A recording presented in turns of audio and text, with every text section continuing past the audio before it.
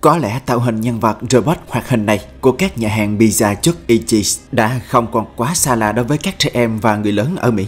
Và thậm chí các nhân vật này còn là nguồn cảm hứng cho một trò chơi dành cho người trên 18 tuổi. Nó có tên là Five Nights at Freddy's.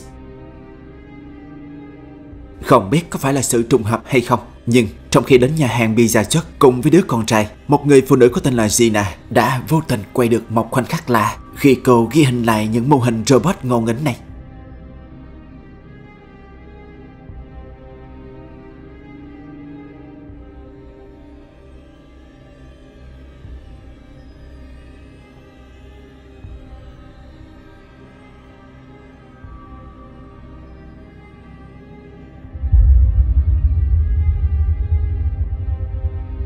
Không rõ là do lỗi kỹ thuật hay tình cờ sự việc đó xảy ra, nhưng ngay khi Gina lia camera điện thoại qua một nhân vật ở góc trái khung hình, đột nhiên mô hình đó cử động như thể nó muốn nhìn thẳng vào cô ấy vậy.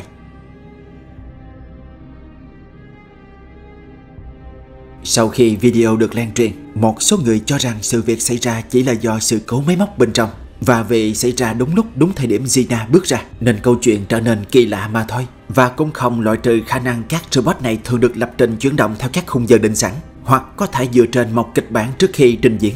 Nhưng với một số người hiểu biết về cách vận hành của các con robot này thì nói rằng chúng không có cơ chế nhận dạng khuôn mặt, không có cảm biến chuyển động, và cũng không có bất kỳ khả năng nào khiến cho chúng có thể di chuyển như có chủ đích, giống như trong video của Gina. Vậy trong trường hợp này, đâu mới là lời giải thích hợp lý? Hãy cho mình biết góc nhìn của bạn về đoạn video này nhé.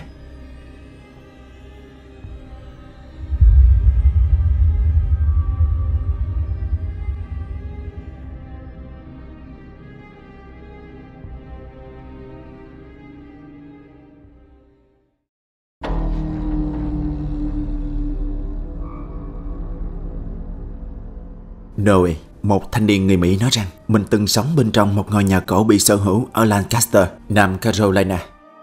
Ngay từ những ngày đầu, anh ấy đã nghe thấy những tiếng động lạ không rõ nguồn gốc phát ra liên tục dưới lầu.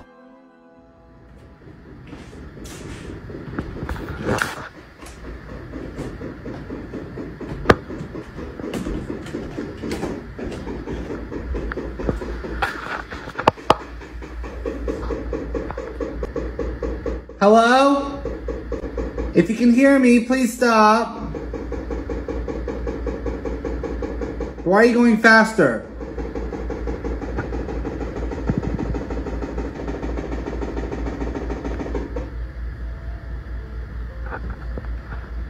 Oh, no. This is more or less really creepy, like late at night. When it happens during the day, I can walk down here and it's like, okay, it's creepy during the day too. Calm down, girl.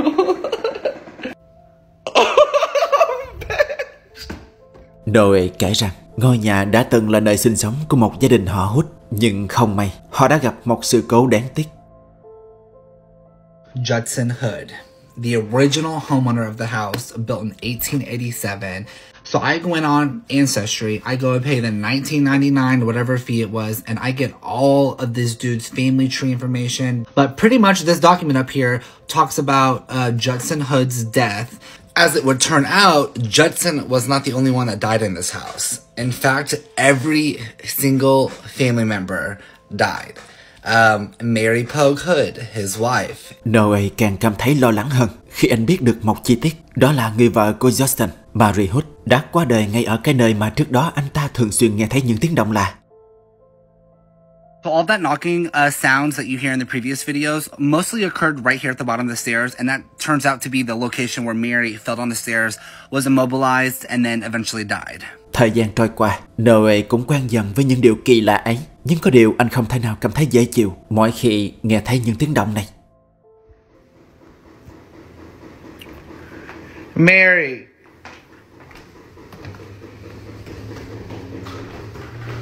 Mary girl. Ooh, I'm covered in goosebumps. Mary, I know you just died 106 years ago. Give it up, Mary. Cut it out. Come on, Mary, for real. You know, I said your piece 106 times, die, go to the grave. Nhưng càng ngày, những điều kỳ lạ trong nhà trở nên đáng lo ngại hơn. Khi Noe có một số người bạn đến nhà chơi, những tiếng động kỳ lạ kia không còn phát ra dưới cầu thang nữa, mà bây giờ như thể chúng còn phát ra từ bên trong các bức tường trên tầng 2 của ngôi nhà. This hasn't happened in so long. Hello? Don't do that. No, I ain't kidding. I will leave right now. Oh my god, look. Please stop. No. Stop. No, stop. Như bạn có thể thấy, các phản ứng từ những người bạn của Noe đã nói lên rằng họ không hề thoải mái khi chứng kiến những điều kỳ lạ không thể giải thích đang xảy ra. Please stop. No. Stop. No, stop. Càng về sau, các sự kiện đáng lo ngại kia càng trở nên khó lường. Điển hình là đoạn video được Noe ghi lại này. Are you trying to say something? Or are you just trying to keep annoying me? Khi đó không biết từ đâu, một âm thanh giống như một giọng nói thi thao "Hello" mà Noe cho là phát ra ngay sau lưng anh. Nhưng tất cả các sự kiện trên đều không là gì sau sự cố này. Không rõ nguyên nhân vì sao trước hiên nhà Noe đột nhiên nó lại... I heard somebody banging. I'm like, what the fuck? I did too. I literally went inside. I said, Noah. Tonight, a Queen City News exclusive. A group of roommates in Lancaster County are looking for a hero they say saved their lives. Their home caught on fire without them knowing early yesterday morning. They tell our South Carolina Bureau Chief Shakira Speaks a mysterious Good Samaritan called 911 just in the nick of time.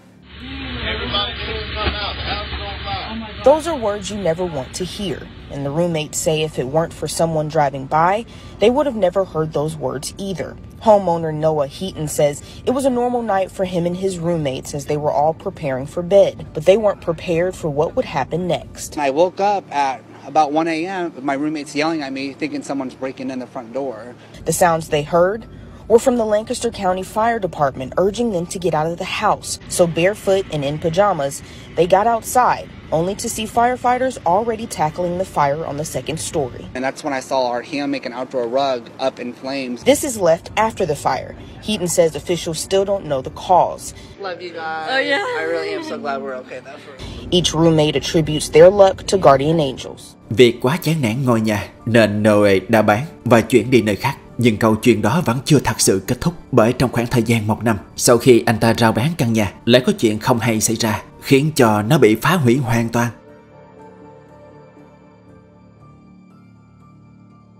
You guys, I'm still in shock that this house burnt to the ground after 3 years of my blood, sweat, tears, and literally my entire bank account poured into this house for it to burn a year later was insane to me. Now, regarding the second fire that resulted in the total devastation, again, I had moved out, so I don't know much details about this fire other than the family was in the home when it started, and guess what time it started?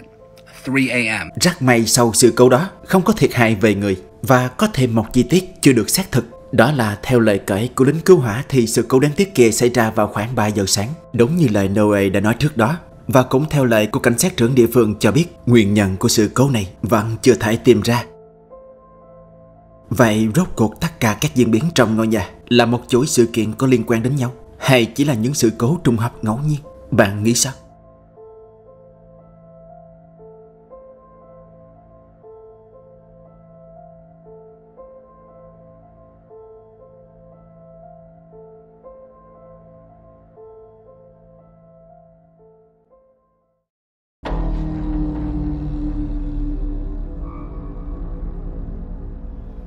Vào một ngày nọ, người quản lý khu chung cư có sử dụng thang máy để di chuyển nhanh hơn bên trong một tòa nhà cao tầng ở Trung Quốc. Nhưng đột nhiên mọi chuyện trở nên đáng lo ngại.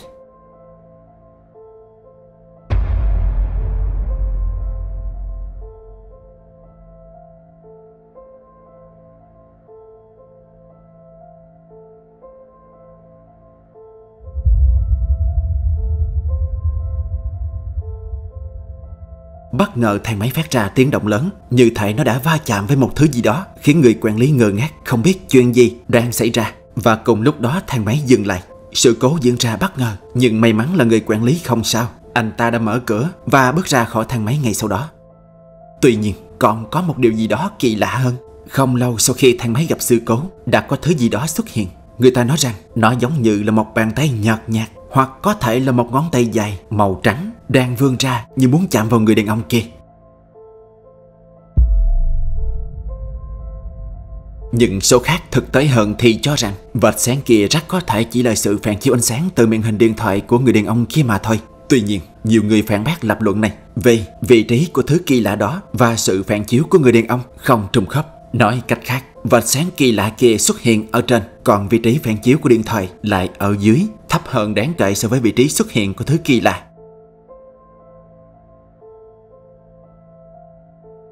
Nhưng còn bạn nghĩ sao? Những gì đã diễn ra chỉ là một sự cố, hay thứ kỳ lạ chưa thể xác định này có liên quan đến sự việc xảy ra trước đó không? Hãy cho mình biết suy nghĩ của bạn nhé.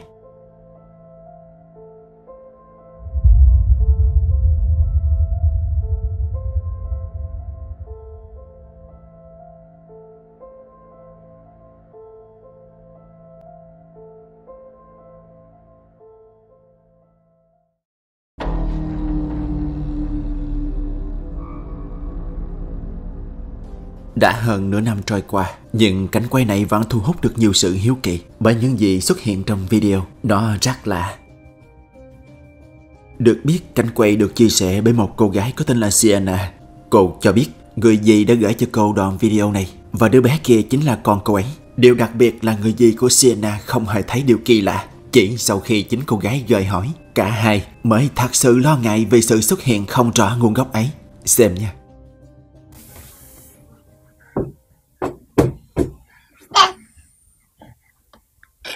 How mommy take out the stuff look like this? Take it out.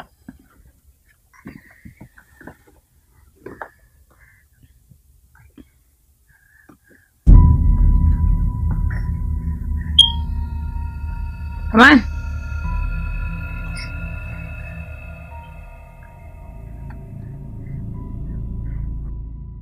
Ban đầu người dì chỉ muốn ghi lại khoảnh khắc đáng yêu của đứa con trai để gửi cho các thành viên trong gia đình cùng xem.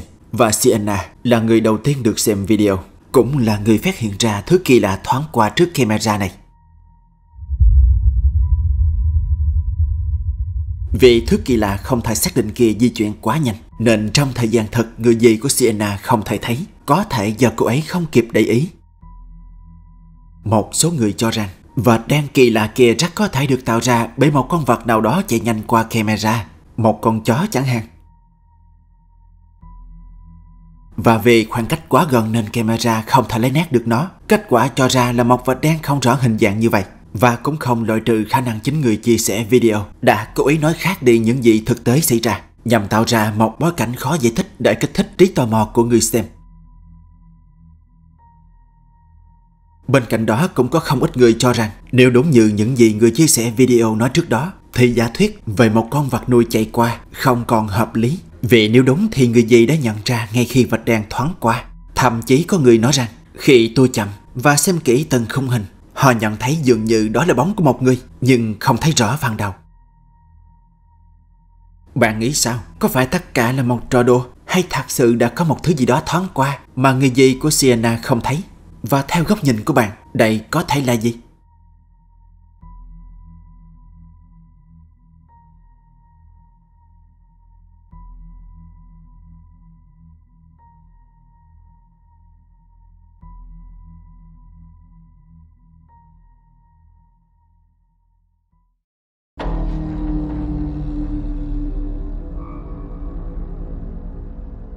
Vào ngày 11 tháng 8 vừa qua, một cảnh quay an ninh kỳ lạ được ghi lại, và đến khi nó được nhiều người biết đến cũng là lúc xảy ra nhiều cuộc tranh luận.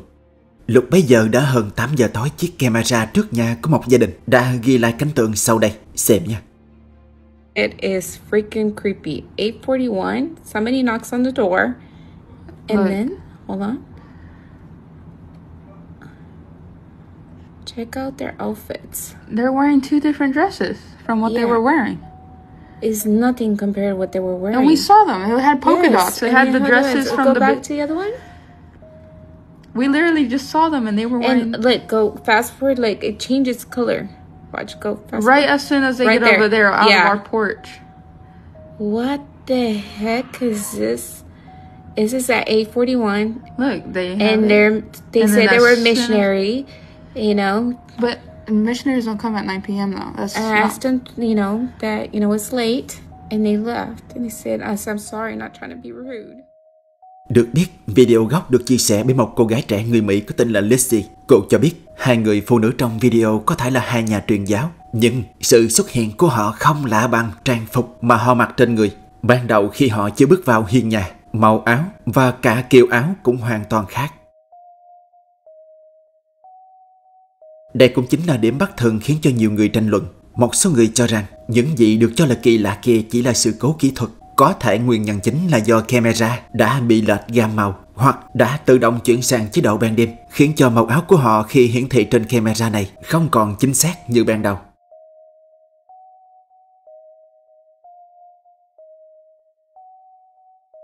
Ngoài ra, ánh sáng đèn ngoài cũng có thể khiến màu sắc hiển thị không khớp. Nhưng trái lại với các lập luận trên, một số khác lại cho rằng mọi chuyện không đơn giản do lỗi kỹ thuật, vì sự thay đổi không chỉ nằm ở màu sắc mà còn ở cả kiểu trang phục, thứ mà ánh sáng hay loại nán hình khó có thể biến đổi đồng bộ đến vậy. Họ tin rất có thể đây là một hiện tượng chưa được lý giải, kiểu như dịch chuyển hoặc biến đổi ngay trước camera. Đến bây giờ đoạn video này vẫn đang được bàn luận, nhưng có lẽ còn lâu mới tìm ra được lời giải thích hợp lý và thuyết phục. Nhưng biết đâu từ góc nhìn của bạn, sự việc này sẽ có được một mảnh ghép mà nhiều người vẫn đang tìm.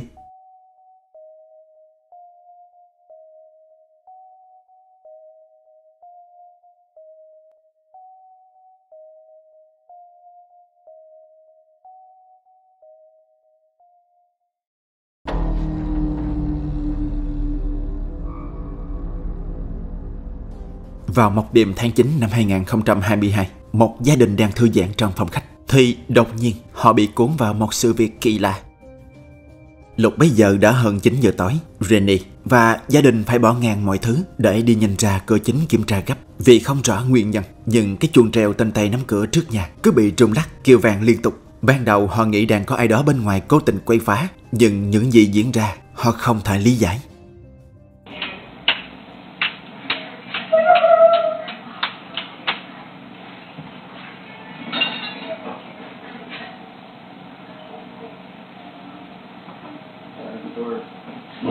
I heard the bell. Did you move the bell at all, Olivia? Huh? Did you move the bell? No. I heard the bells ring.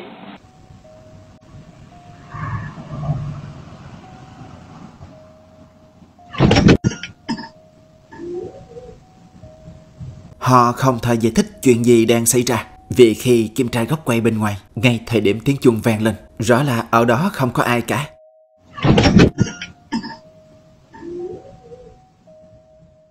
Câu hỏi đặt ra là ai đã tác động vào cái tay nắm cửa khiến cho tiếng chuông vang lên liên tục trong đêm như vậy, hay tự nó rung lên? Rennie chia sẻ rằng việc gia đình cô treo chuông lên cửa chính như vậy mục đích để xua đuổi những thứ đen tối, nhưng bây giờ chính nó lại khiến họ hoang mang. Và vì muốn tìm ra câu trả lời nên cả nhà Rennie quyết định đưa đoạn video kỳ lạ lên trang cá nhân cô ấy. Ban đầu canh quay không được chú ý nhiều, nhưng về sau nó cũng thu hút khá tương tác. Một số người tinh mắt cho rằng rất có thể nhà cô Rennie gần đường, nên khi có xe chạy qua có thể sẽ tạo ra rung chấn nhỏ đủ để cái chuông trên cửa rung lắc và kêu lên như vậy. Hoặc đôi khi những cơn gió lùa bất ngờ cũng có thể khiến cánh cửa tự rung lên và tác động gián tiếp vào cái chuông. Đối nghịch với các lập luận logic đó là một số suy nghĩ hoàn toàn khác. Họ cho rằng không có bất kỳ một nguyên nhân nào sâu xa cả. Rất có thể chính cái chuông treo cửa kia đã tự nó rung lên, như một cảnh báo trước sắp có điều gì đó xảy ra với gia chủ. Đến bây giờ đoạn video này vẫn còn trên trang cá nhân của Rennie. Nếu quan tâm, bạn có thể tìm đến đây để kiểm chứng. Và đừng quên để lại suy nghĩ của mình về hiện tượng lạ này dưới phần bình luận bạn nhé.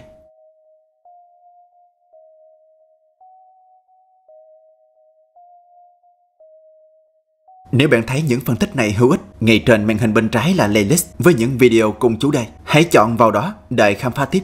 Và đừng quên đăng ký kênh, bật chuông để không bỏ lỡ video mới mỗi tuần. Chúng ta sẽ gặp lại nhau ở video tiếp theo với nhiều dữ liệu kỳ lạ và đáng phân tích hơn nữa.